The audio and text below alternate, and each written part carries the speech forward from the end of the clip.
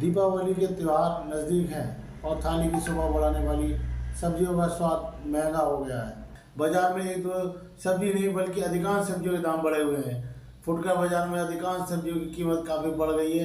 कुछ महीनों पहले 20 से 25 रुपये किलो बिकने वाला टमाटर इन दिनों 80 से 100 रुपये किलो बिक रहा है। हरी सब्जियों के भाव 80 से 100 रुपये किलो हो गए हैं। आलू व टमाटर के दामों में वृद्धि लोगों के जेबों पर भारी पड़ रही है। पिछले 1-1.5 महीनों में सब्जियों के दाम दोगुना तक पहुंच गए हैं। सब्जी मंडी में थोक के दामों में हुई बढ़ोतरी का असर फुटकर बाजार में पड़ रहा है। हरी सब्जियों में महंगाई का तड़का लगने से सबसे ज़्यादा असर गरीब पर पड़ रहा है। दूसरी तरफ फुटकर व्यापारियों का कहना है कि थोक में उन्हें सब्जी महंगी मिल रही है, इसलिए उन्हें महंगे दामों में बेचना पड़ रहा है। कुछ सब्जियों के दाम 80 से 100 रुपये प्रति किलो हो गए हैं। महंगाई बहुत बढ़ रही है और इसमें प्याज का रेट हाई है, आलू भी आसमान छू रहा है, टमाटर के भी दाम बढ़ रहे हैं। क्योंकि जो है त्योहारों का सीज़न है, तो महंगाई पर नियंत्रण होना चाहिए, जिससे आम आदमी के लिए कुछ उसके बजट पे लोड ना पड़े और उसकी व्यवस्था त्योहारों में अच्छी तरीके से चल पाए। तो सर यही है, जैसा महंगा आ रहा है ऐसी महंगा बिक रहा है और दुकानदारी भी हमारी डाउन हो गई है महंगाई की वजह से। 1 किलो लेने वाला आधा किलो ले रहा है, पावल ले रहा है 16। पैसे खत्म हो जा रहे हैं उसकी जेब से। हाँ तो अब क्या करें, आधा माल बेच के जा रहा है। पब्लिक बोल रही है इतना महंगा बोल।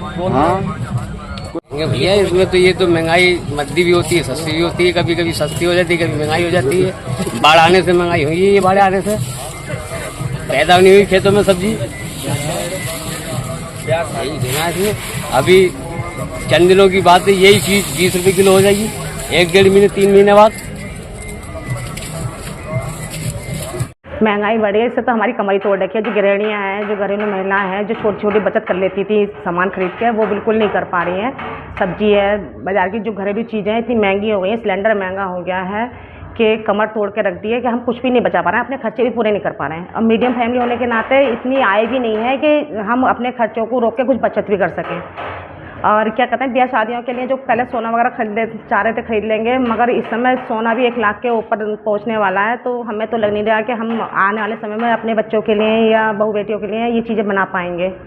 अगर मीडियम रेंज होती तो शायद कर भी सकते थे। हम तो यही कहेंगे सरकार से भी कि और जो योजनाएं जिन पे फालतू में व्यय किया जाता है, योजनाओं पे ऐसी योजनाएं जो किसी गरीब तक नहीं पहुँच पाती हैं, उनमें थोड़ा सा हाथ तंग करके हमारी ये महंगाई को काबू किया जाए और उसमें थोड़ी छूट की जाए, थोड़ी दरें कम की जाए, जिससे कि आम आदमी की घरेलू की चीज़ें हमें थोड़ी सस्ती उपलब्ध हो सकें और हमारी गृह जीविका चल सके।